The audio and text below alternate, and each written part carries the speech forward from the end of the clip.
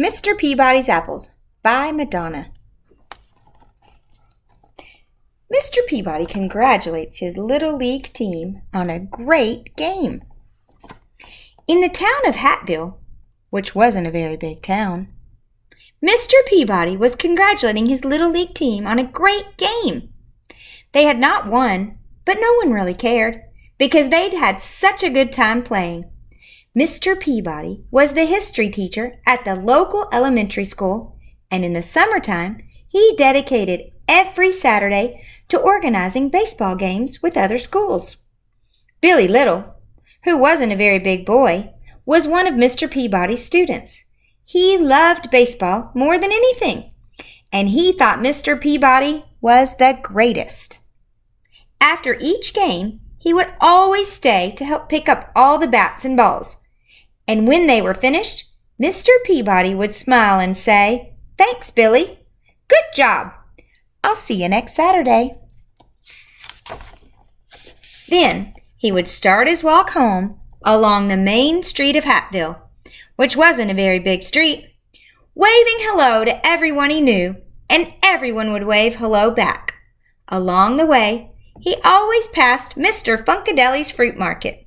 Here, Mr. Peabody would stop and admire Mr. Funkadeli's fresh apples. He would pick out the shiniest apple, drop it in his bag, and continue on his way. Across the street, Tommy Tittlebottom watched with curiosity as Mr. Peabody walked away with the apple. "That's strange," Tommy said to himself. Mr. Peabody didn't pay anyone for the apple.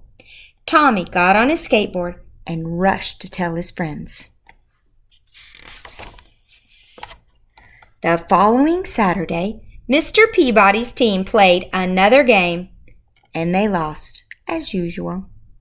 But no one seemed to care because they'd had such a good time playing. Billy picked up the balls and bats, and Mr. Peabody set off on his walk home. He waved to everybody he knew, and they waved back. Once again, he stopped outside Mr. Funkadeli's fruit market, picked up the shiniest apple, dropped it in his bag, and continued on his way. Across the street, Tommy Tittlebottom and his friends watched Mr. Peabody, and they were amazed at what they saw. Mr. Peabody had not paid for his apple. They couldn't wait to tell all of their friends, who told their parents, who told their neighbors, who told their friends in the town of Hattville that wasn't a very big town.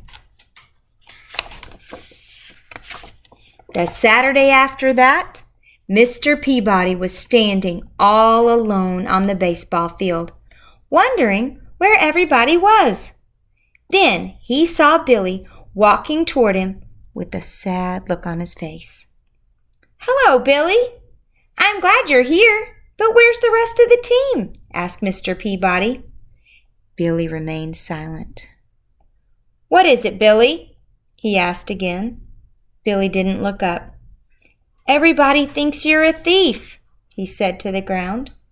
Mr. Peabody looked confused. He took off his hat and scratched his head. "Who says I am a thief, Billy?" "And what did I steal?" he asked. "Tommy Tittlebottom and his friends said they saw you take an apple from Mr. Funkadeli's fruit market twice, and they said you didn't pay for them," answered Billy. "Ah," said Mr. Peabody, putting his hat back on his head. "Let's go and talk to Mr. Funkadeli about it, shall we?"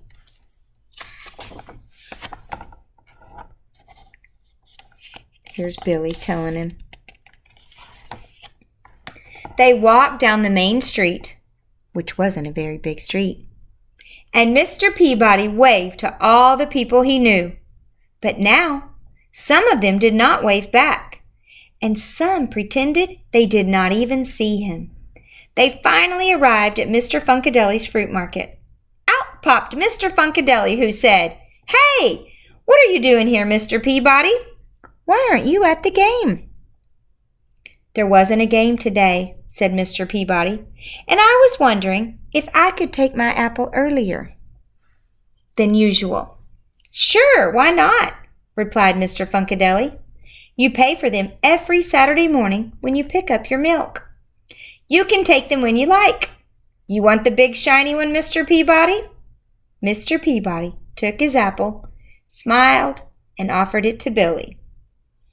"I would like to take the apple, Mr. Peabody, but I have to go and find Tommy and explain everything," said Billy. "When you find him, ask him to come over to my house. I would like to speak to him too," replied Mr. Peabody. "You think he's mad at Tommy?" A little while later, Billy found Tommy and told him what happened with the apples. He told Tommy that Mr. Peabody wanted to speak to him right away. So off Tommy ran, and when he arrived, he rang the doorbell, and Mr. Peabody came to the door. They looked at each other for a while. "Oh dear, Mr. Peabody," said Tommy on the doorstep. "I didn't understand. I should not have said what I said. But it looked like you hadn't paid for the apples." Mr. Peabody's eyebrows went up a little, and he felt a warm breeze blow across his face. It doesn't matter what it looked like. What matters is the truth. Tommy looked down at his shoes and said, "I am so sorry. What can I do to make things better now?" Mr. Peabody took a deep breath, looked up at a small cloud that was in the sky, and said, "I'll tell you what, Tommy. Meet me at the baseball diamond in 1 hour and bring a pillow stuffed with feathers." "Okay," said Tommy, who then ran off to his house to get a pillow. There's Tommy ringing Mr. Peabody's door. An hour later, Tommy met Mr. Peabody on the pitcher's mound. "Hello, Tommy," said Mr. Peabody. "Follow me and bring your pillow." Tommy followed Mr. Peabody to the top of the bleachers, wondering what this was all about. "It's a windy day, isn't it?" asked Mr. Peabody when they reached the top. Tommy nodded his head in agreement. "Here's a pair of scissors. Now cut the pillow in half and shake the feathers out." Tommy looked confused, but did it anyway. He thought it was a small price to pay to gain Mr. Peabody's forgiveness. The wind carried the thousands of feathers far and wide. There's Tommy meeting Mr. Peabody on the pitcher's mound. The wind carries the thousands of feathers far and wide.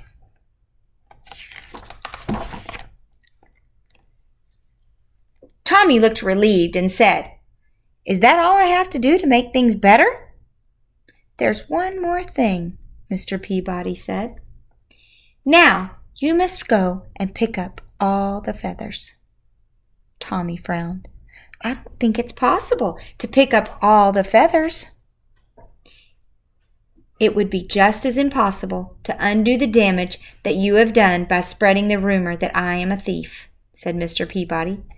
"Each feather represents a person in Hatfield."